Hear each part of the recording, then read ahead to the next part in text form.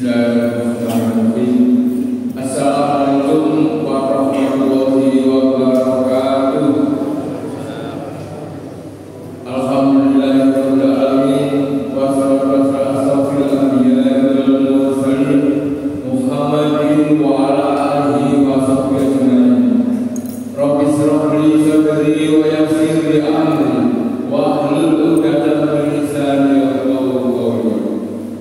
Rabbi a'udzni an ashkura ni'mataka allati an'amta 'alayya wa 'ala walidayya wa an a'mala shalihan tardahu wa adkhilni bi rahmatika fi ibadika sholihin.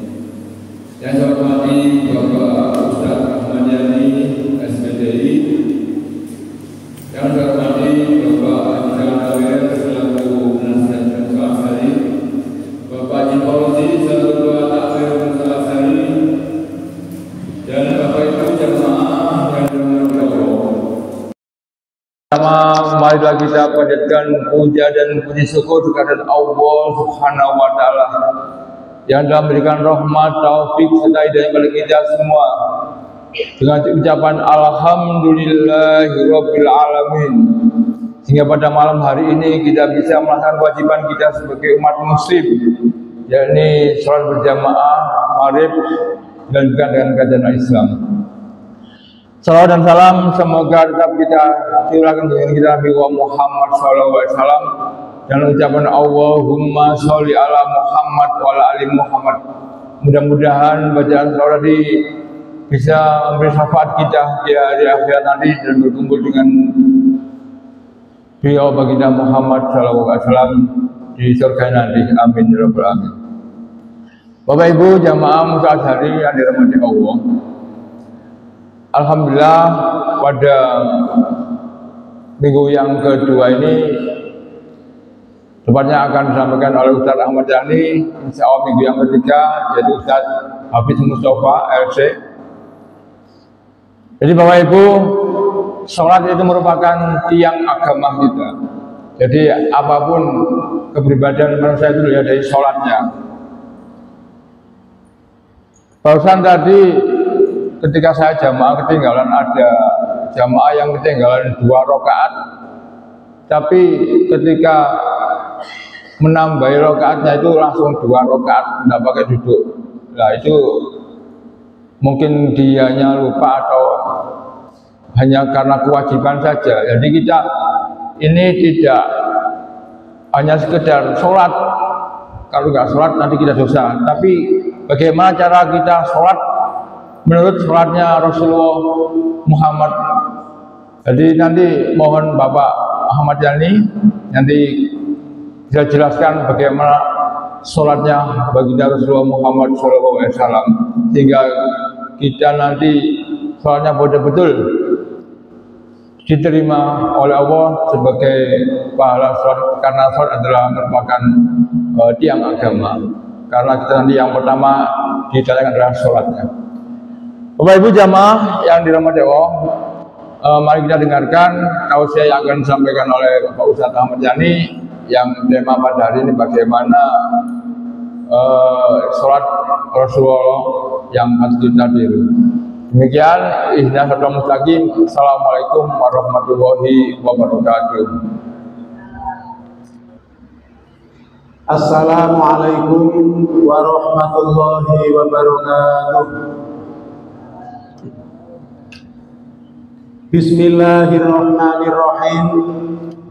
Alhamdulillahilladzi an'ama 'alaina bi ni'matil imani wal islam wa huwa a'dhamu ni'am.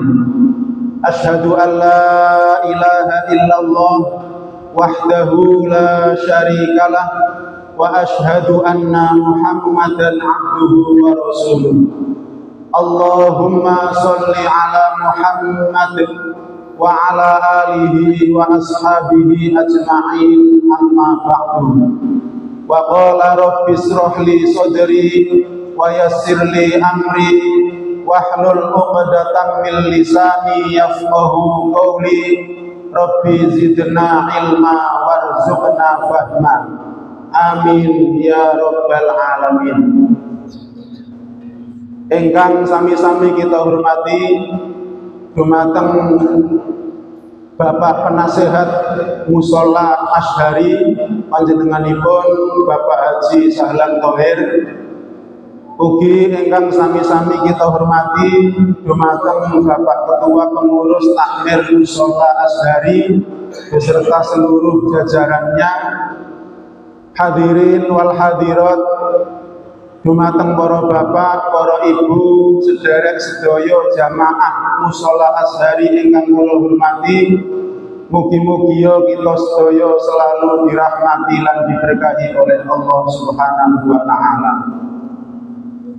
Alhamdulillah, pertama-tama kita sareng-sareng bersyukur dumateng ngarsanipun Allah Subhanahu wa taala atas sedaya rahmat lan nikmatipun Allah ingkang sampun dipun paringaken dhateng kula lan panjenengan sedaya, utaminipun nikmat Allah ingkang arupi Islam lan iman. Sarana Islam lan iman menika gesang kula wonten ing alam donya niki selalu berusaha untuk meningkatkan ibadah kita dumateng ngarsanipun Allah Subhanahu wa taala. Wa ma khalaqtul jinna wal insa illa liya'budun. Dan aku Allah tidaklah menciptakan jin dan manusia itu kecuali supaya jin dan manusia itu beribadah kepada Allah Subhanahu wa taala. Keranten menika kesempatan kita gesang wonten ing alam donya niki monggo saestu-estu kita ginakaken untuk meningkatkan ibadah kita dumateng ngarsanipun Allah Subhanahu wa taala. Utaminipun inggih menika menjaga salat 5 waktu dalam sehari semalam. Alhamdulillah, nembe kemawon kita melaksanakan sholat maghrib. Badhe kajian niki kita badhe sholat isya. Benjing-enjing kita laksanakan sholat subuh. Di tengah hari kita melaksanakan sholat duhur. Sampai sore hari kita melaksanakan sholat asar. 5 waktu sholat dalam sehari semalam itu harus betul-betul kita jaga. Pun ngantos dikirangi. Enten apa mboten? Tiang-tiang ingkang ngirangi sholat sehari semalam mestinya 5 sholat, jadi hanya 4 sholat. Bahkan jadi hanya 3 sholat. Kesehatan apa mboten Pak kira-kira? Tesih. Pak insyaallah naudzubillah tidak termasuk jamaah Mushola Asyhari. Rasulullah sallallahu alaihi wasallam dawuh wonten ing setunggalipun hadis riwayat Ahmad saking sahabat Abdullah ibnu Umar. Wa qala Rasulullah sallallahu alaihi wasallam man hafadha 'alaiha kanat lahu nuran wa burhanan wa najata yaumal qiyamah. Rasulullah sallallahu alaihi wasallam bersabda, barang siapa yang menjaga sholat 5 waktu maka akan diberikan cahaya oleh Allah, akan diberikan petunjuk oleh Allah, dan akan diberikan keselamatan oleh Allah besok pada hari kiamat. Dados tiang-tiang ingkang istiqomah ajeg njaga salat fardhu 5 waktu terusipun Rasulullah bakal diparingi cahaya oleh Allah, diparingi petunjuk oleh Allah, dan diparingi keselamatan benjang wonten ing dinten kiamat. Sebaliknya kata Rasulullah, wa man lam yuhafid 'alaiha lam yakun lahu nurun wala burhanun wala najatun fi yaumil qiyamah. Dan barang siapa yang tidak menjaga sholatnya, aras-arasen sholat, sakjane salat sedina suwengi ping gangsal mek dilakoni 3 bahkan babar blas. Maka kata Rasulullah, orang yang seperti ini, orang yang tidak menjaga sholat fardunya 5 waktu ini, lam yakun lahu nur, tidak akan diberikan cahaya oleh Allah. Peteng dedet, uripe nok donya penuh kegelapan, langkung-langkung benjing teng alam akhirat. Masya Allah, gelapnya akhirat gak bisa dibanding dengan gelapnya dunia. Yang kedua, walam yakul lahu burhan, orang yang tidak menjaga sholatnya itu tidak akan diberikan petunjuk oleh Allah. Uripe nyasar-nyasar, gak tenang, serba sumpet, ruwet kabeh uripe. Mergi napa? Mboten purun jaga salate. Uripe kaya wong kesasar, nek donya kesasar, luwe-luwe benjing teng akhirat tambah luwe kesasar. Wala najatun yaumal qiyamah, lan ora diparingi keselamatan benjing teng dinten kiamat. Naudzubillah. Kiamat niku melarate kados mekaten diterangaken dengan Quran hadis. Lah kok boten diparingi keselamatan. Terus pundi kira-kira nasib kula jenengan sedaya niku. Wa kana yaumal qiyamati ma'a Qarun wa Fir'aun wa Haman wa Ubay ibni Khalaf. Lanjutipun sabdaipun Rasulullah, dan orang-orang yang tidak mau menjaga sholat fardunya 5 waktu itu besok pada hari kiamat akan dikumpulkan oleh Allah bersama sinten kula ma'a Qarun, dikumpulno kalian Qarun, wa Fir'aun, dikumpulno kalian Fir'aun, wa Haman, dikumpulkan bersama Haman, wa Ubay ibni Khalaf, dan dikumpulkan bersama Ubay bin Khalaf tenggene akhirat. Lah sinten Qarun, Fir'aun, Haman, Ubay bin Khalaf niku niki sedaya inggih menika penduduk neraka. Dicap di dalam Al-Qur'an sing jenenge Qarun, Fir'aun, Haman, Ubay bin Khalaf niki tenggene neraka panggonane. Orang-orang yang tidak mau menjaga sholat fardunya 5 waktu dalam sehari semalam, akibatnya akan seperti itu. Niki dawuhipun Rasulullah.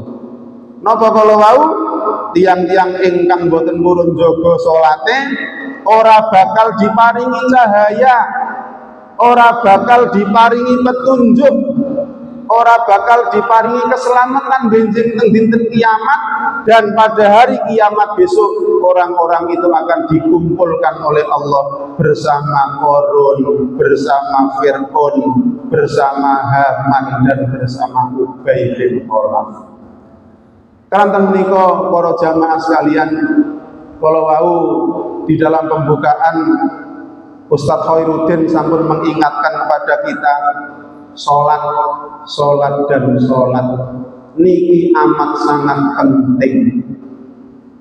Mila wonten ing kajian bulan yang lalu itu, ketika kita mempelajari tentang bagaimana perhatian Rasulullah dan para sahabat-sahabatnya terhadap sholat berjamaah, niki wonten di antara bapak jamaah niki maringi masukan dhateng kula, Ustaz, tolong kapan-kapan panjenengan menyampaikan materi tentang sholatipun Rasulullah, supados kula lan para jamaah niki saged sholat sebagaimana sholat yang dikerjakan oleh Rasulullah Shallallahu Alaihi Wasallam.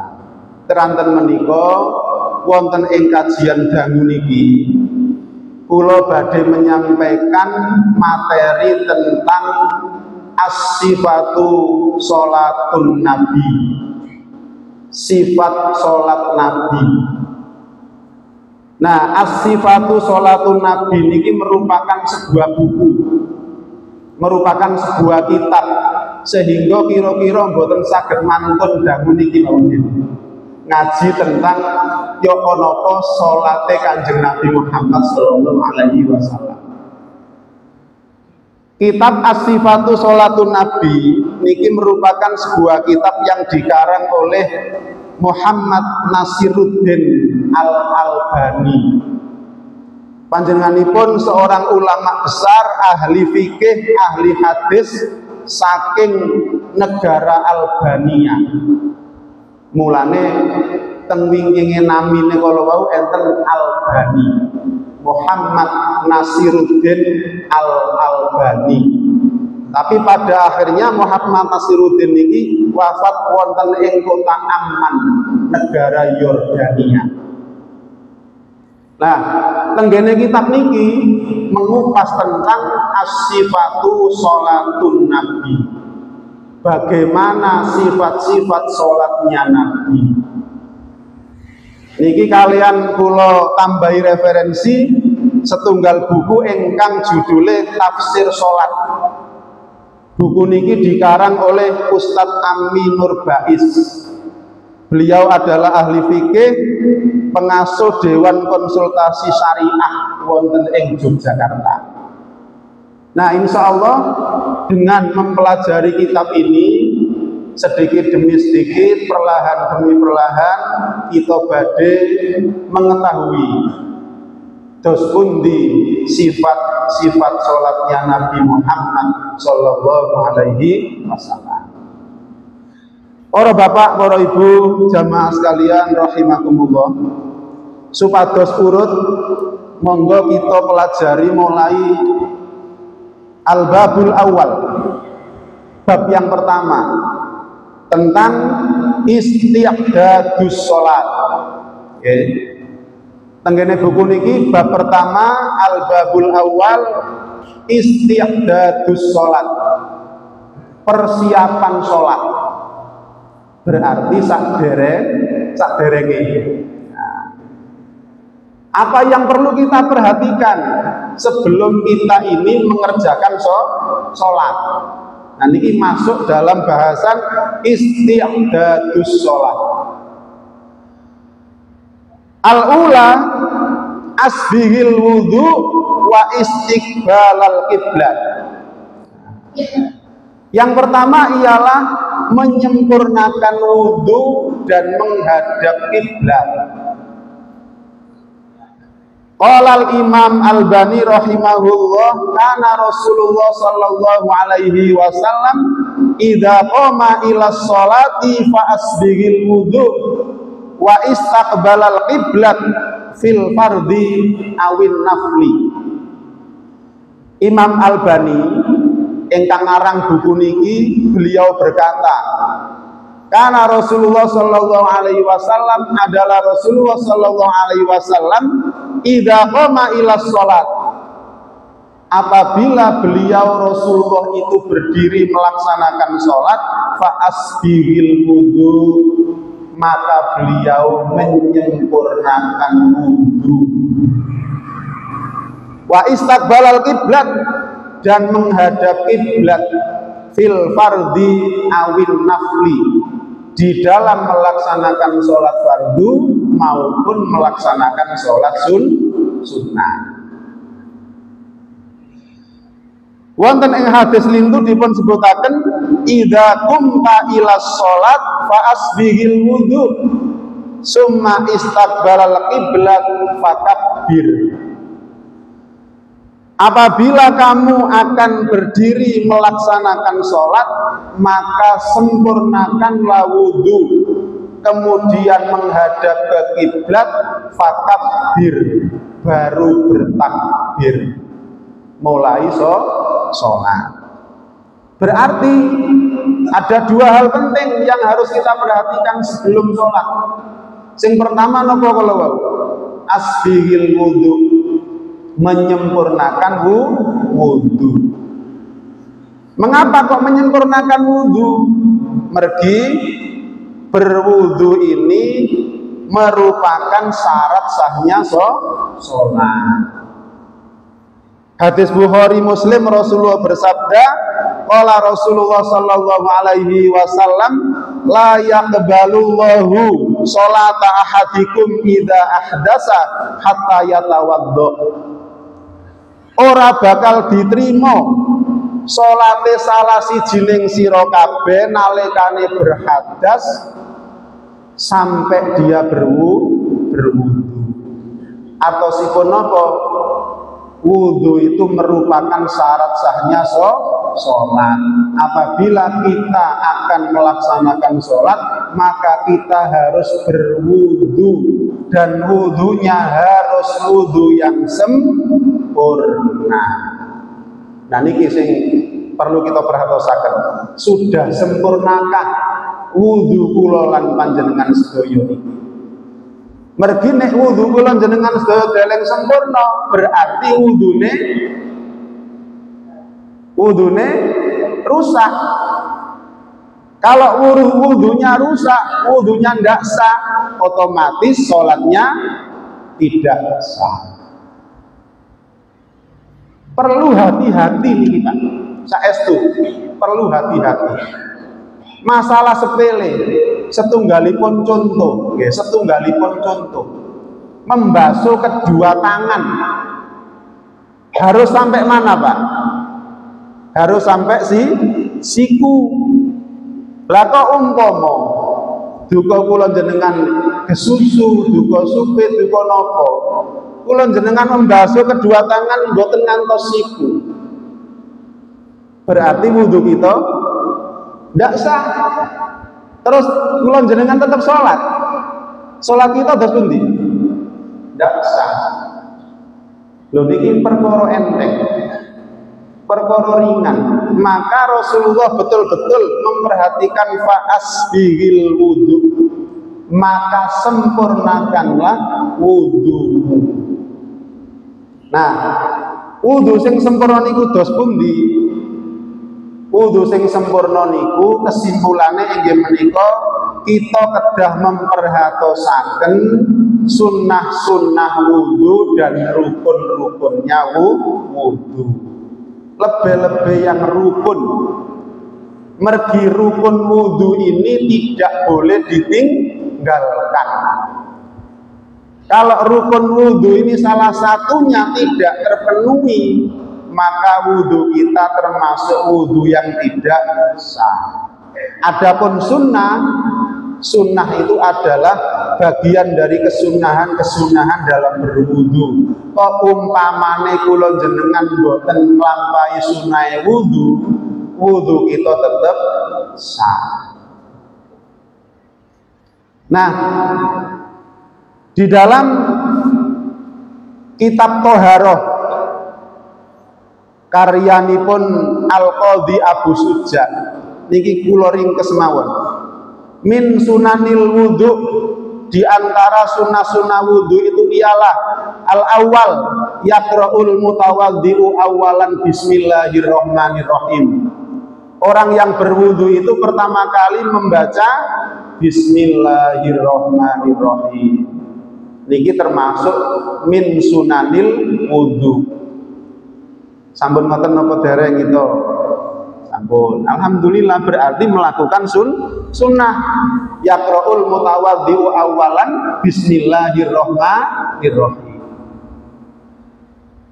Wa yaghsilul yadaini ila rusghain, kemudian mencuci, membasuh kedua tangan sampai pergelangan.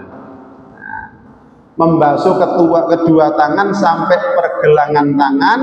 Yuhallilu fihal asabi'a, disertai dengan menyela-nyela jari-jari tangan. Niki termasuk wudu. Kita bayangkan mawon nggih. Mboten dipraktekake. Prakteke nggih mungkin mangke benjing nek wudu dipraktekkan. Niki pakai insting mawon, Pak Udin, dibayangkan. Pertama membaca bismillah, yang kedua kemudian membasuh, mencuci kedua tangan sampai pergelangan. Dilanjutkan dengan menyela-nyela jari. Summa yatamadmadu, banjur berkumur-kumur. Berkumur-kumur niku cara sedayune napa, Pak? Berkumur-kumur nggih. Berkumur-kumur niku tenggene istilah kitab niki sumayata madmadu, banjur berkumur-kumur. Wayas tansiru wayas tansiku salasan, banjur menghirup air ke hidung dan mengeluarkan kembali 3 kali. Nah, niki termasuk sunnah-sunnahnya wudhu. Senajan sunnah, ayo bareng-bareng dilakoni. Mergi wong nglakoni sunnah iku oleh ganjaran. Orang yang menghidupkan sunnah itu berarti cinta sama Rasulullah. Nek wong iku seneng kalian Rasulullah, insya Allah benjing teng akhirat bakal bersama-sama Rasulullah. Nah, nggak gelem nglakoni sunnah kok pengen bersama Rasulullah teng akhirat, piye ceritane? Kadang-kadang kita lah sering nengok, sunnah yang sudah dilakoni. Pun ngoten, tetap kita berusaha senajan sunnah itu kita kerjakan. Nah, itu diantaranya adalah sunnah-sunnah dalam wudhu. Wa min faraidil wudhu, Abu Suja menerangkan dalam kitab Toharonya, an-niyatu inda awalil ghusli, niat di awal membasuh. Apa ana wong lali niat? Kira-kira enten apa lali niat? Nah, niat itu adalah pekerjaannya hati. An-niyatu fil qalbi. Niat itu tidak harus dilafalkan banter-banter. Karena niat itu pekerjaan hati. Ini jumhur ulama, sedaya ulama sepakat mengatakan bahwa niat itu ada di dalam hati. Niat itu pekerjaan hati. Masih gak diunekno lho Gusti Allah krungu lan ngerti. Sehingga terus wong Jawa ana istilah krenteke ati. Krenteke ati ya padha karo niat. Nah, niat di awal membasuh itu merupakan salah satu rukunnya wudu. Sumaya ghasilul wajah, kemudian membasuh wajah. Enteng mak niki enteng. Tapi kadang-kadang kula jenengan iki kirang sempurna. Membasuh wajah harus full, wajah kita merata, dibasuh dengan baik. Summa yaghsilul wajha. Salajeng yaghsilul yadaini ilal mirfaqaini. Nah niki wau sing kula contohaken. Mantun membasuh wajah, kemudian membasuh kedua tangan sampai siku. Salasan. Wayam sahabat doroksa, kemudian mengusap sebagian kepala. Min muqaddamihi ila qafahu, dari depan ke belakang. Mengusap sebagian kepala itu dari depan ke belakang. Summa yarudal masha ila muqaddami, banjur balik maneh mengarep. Nah, terus disertai sunnah. Napa? Sunnah ini ku termasuk napa niki? Mengusap telinga kanan dan kiri, tapi sunnah ya, sunnah. Mengusap telinganya ini sunnah, tapi mengusap kepalanya ini yang rukun ya. Tapi kula jenengan kan otomatis kan, begitu wudu mengusap sebagian kepala, otomatis telinganya ikut lah, berarti kita melakukan sunnah. Kok umpama kula jenengan mboten mengusap telinga, wudunya sah apa mboten? Sah. Mergi mengusap telinga itu termasuk sunnah. Yang penting nih wow, mengusap sebagian kepala ini wow, dari depan ke belakang. Sumayarudal masaila muqaddami, banjur balik ke depan lagi. Wayang siluri jelaini lal ka'bain, dan kemudian membasuh kedua kaki sampai mata kaki. Sampai mata kaki. pun ngantos kurang dari mata kaki lebih boleh. Niki rukun wudu yang harus kita perhatikan supados wudu kula jenengan sempurna sekaligus supados wudu kula jenengan niki sah. Kalau wudu kita sah, insya Allah sholat kita pun akan sah. Nah niki kemudian menghadap kiblat. Menghadap kiblat. Kiblat niku napa? Kiblat niku arah menghadap ketika beribadah. Terutama adalah sholat. Sholat menghadap ke arah kiblat. Nah, kiblate tiang Islam niki teng pundi? Kiblate tiang Islam niki lek menurut sejarah niku wonten kalih. Pertama kali Rasulullah dan umat Islam niku menghadap kiblatnya ke arah Masjidil Aqsa, ke Baitul Maqdis. Pertama kali dulu. Kalau jenengan boten menangi. Oke. Diterangkan dalam beberapa riwayat termasuk disebutkan dalam Al-Qur'an bahwasanya Nabi beserta kaum muslimin pada waktu itu menghadapkan arah ke kiblat ke arah Masjidil Aqsa di Yerusalem itu lamanya kurang lebih 17 bulan. Padahal waktu niku Yerusalem, Baitul Maqdis, Masjidil Aqsa niku ugi menjadi kiblatnya orang-orang Nasrani. Nah akhirnya Nabi niki mohon kepada Allah, mergi hinaannya luar biasa. Lo Nabi Muhammad ajaran Islam kok kiblate padha karo wong Yahudi Nasrani. Akhirnya Nabi kemudian berdoa kepada Allah Subhanahu wa taala. Iku lawase 17 ulan. Nabi terus berdoa, ya Allah, palingkatlah kiblatku ini ke arah Masjidil Haram. Terus begitu. Karena pada waktu itu Nabi dan kaum muslimin dihina, dicaci maki. Wong Islam kok kiblate padha karo wong gak Islam. Akhirnya doa Nabi ini dikabulkan oleh Allah.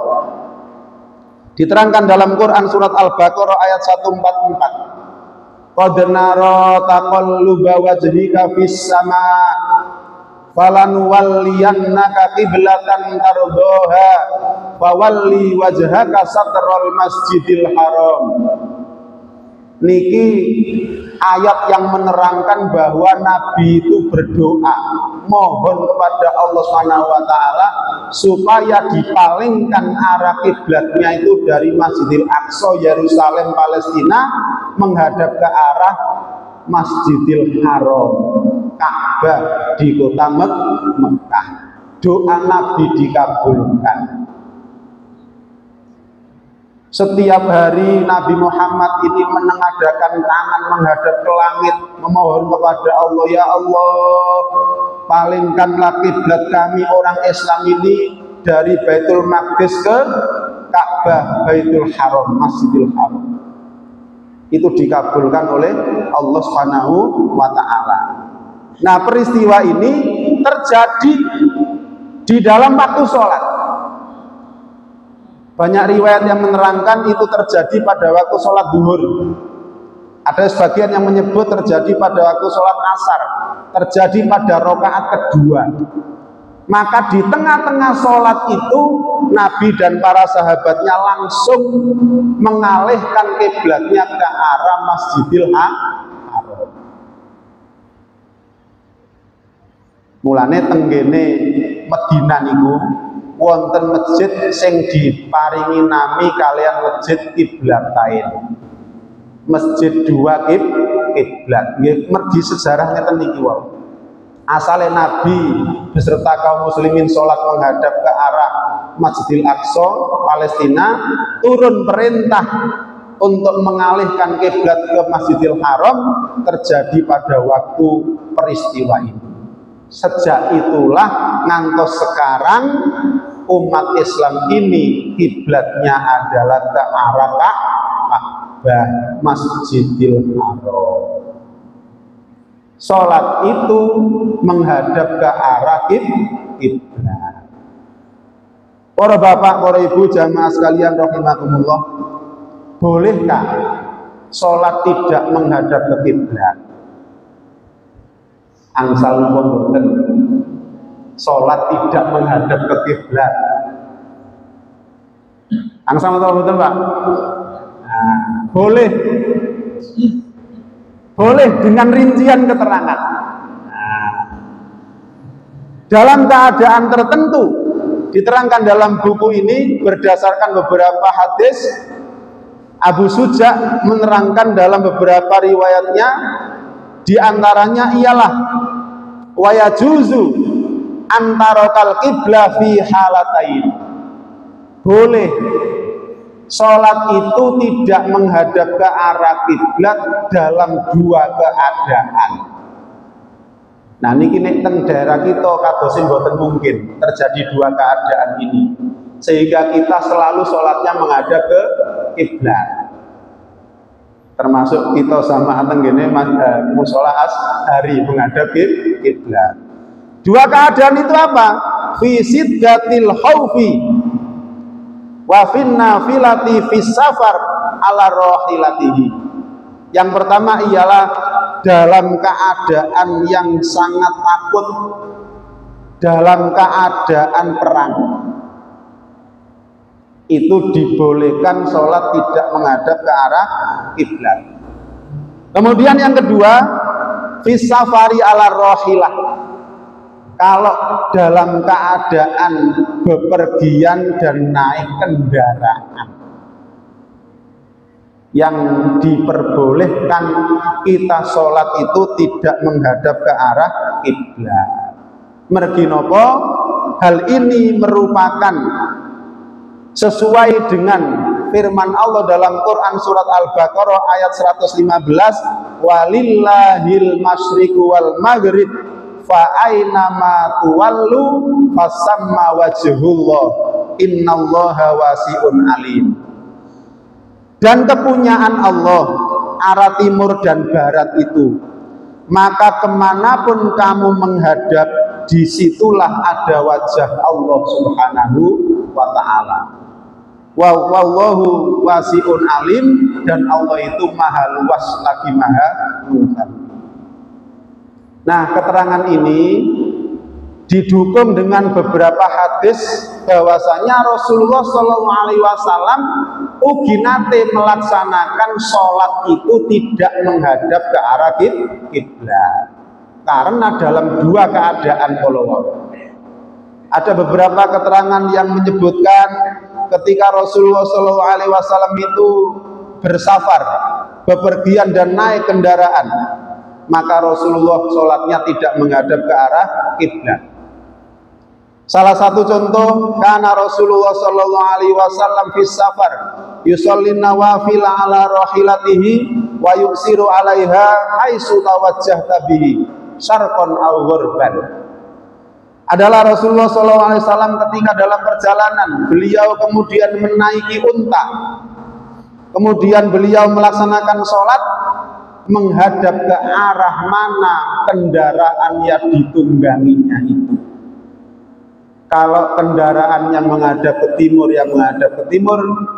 Kalau kendaraan yang menghadap ke barat, yang menghadap ke barat, begitu seterusnya. Niki menunjukkan bahwa dalam keadaan tertentu dibolehkannya sholat itu tidak menghadap ke arah kiblat. Termasuk Rasulullah niki melaksanakan sholat sunnah. Begitu perhatiannya Rasulullah terhadap sholat sunnah. Dalam keadaan safar di atas kendaraan pun Rasulullah melaksanakan sholat sunnah, tapi mboten sedaya sholat sunnah. Menawi kula jenengan contoh niki kula sampaikan. Pada saat safar Rasulullah tidak melakukan sholat sunnah kecuali dua.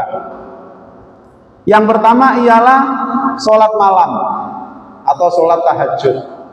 Beliau dalam keadaan safar pun tetap melaksanakan sholat tahajud. sholat malam. Yang kedua adalah sholat sunnah fajar atau sholat sunnah qobliyah subuh. Karena sholat sunnah dua ini merupakan sholat sunnah yang luar biasa keutamaannya. Sholat tahajud dan sholat qobliyah subuh niki tidak ditinggalkan oleh Rasulullah, sekalipun Rasulullah dalam keadaan safar dan sekalipun Rasulullah sholat di atas kendaraan. Nah niki sing nomor setunggal, asbihil wudhu wa istaqbalal kiblat, menyempurnakan wudhu dan menghadap ke kiblat. Sing nomor kali al-qiyamu inda sholat, berdiri ketika melaksanakan sholat. Wa kana Rasulullah sallallahu alaihi wasallam yaqifu fiha qa'iman fil fardi wat tatawwu. Adalah Rasulullah sallallahu alaihi wasallam mengerjakan sholat itu dengan berdiri, baik ketika sholat fardu maupun ketika sholat sunnah. Nah, kemudian apakah tidak boleh sholat dengan duduk? Angsal napa mboten? Angsal. Sholat dengan duduk itu dibolehkan. Berdasarkan keterangan hadis riwayat Tirmidzi, Rasulullah bersabda, "Kana sallallahu alaihi wasallam fi maradi mautihi jalisan." Adalah Rasulullah sallallahu alaihi wasallam itu sholat dengan duduk ketika beliau sedang sakit menjelang wafatnya. Jadi Rasulullah sallallahu alaihi wasallam itu tidak pernah sholat dengan duduk kecuali pada saat beliau itu sakit menjelang beliau wafat. Maka ada seorang sahabat yang bertanya kepada Rasulullah sallallahu alaihi wasallam. Sahabat ini namanya Imran bin Husain. Imran bin Husain datang kepada Rasulullah dan bertanya, "Sa'altu Rasulullah sallallahu alaihi wasallam faqala shalla qa'iman fa illam yastati fa qa'idan fa illam yastati fa alayya janbin." Sahabat Imran bin Husain ini dugi datang Rasulullah banjur tanglet, "Wahai Rasulullah, aku bertanya,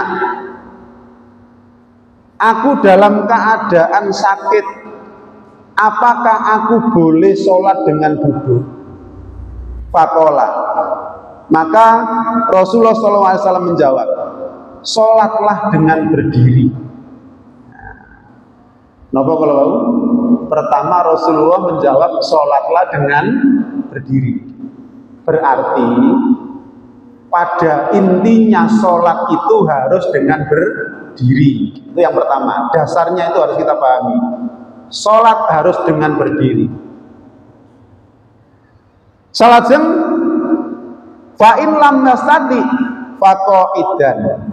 Apabila kamu tidak mampu, maka sholat dengan duduk. Gak mampu karena apa? Di antaranya juga karena sakit. Selajeng fa'ilam yastati fa'ala janbin, terusipun Rasulullah. Apabila kamu tidak mampu, sholatlah dengan berbaring. Nah, berarti pada hakikatnya sholat itu dengan berdiri. Kalau tidak mampu dengan duduk, kalau tidak mampu dengan berbaring. Pokoknya aja sampai gak sholat. Nek wis gak iso sholat, yo ayo di sholati. Nah, itu kalau waktu hidupnya rajin sholat. Nah, para bapak, para ibu, jamaah sekalian rahimakumullah, sifat sholat Nabi yang merupakan salah satu kitab ini kita pelajari bersama-sama. mulai dari bab pertama ini alhamdulillah sampai pada persiapan sholat yang kedua. Mudah-mudahan bermanfaat. Pak, insya Allah kalau ada waktu kita saged ngaji malih tentang sifat-sifat sholat Nabi. Makaten ingkang saged kita kaji, bila ada hal yang kurang berkenan, kula nyuwun ugi sami dhateng panjenengan. Wa akhiru da'wana alhamdulillahirabbil alamin. Wassalamualaikum warahmatullahi wabarakatuh.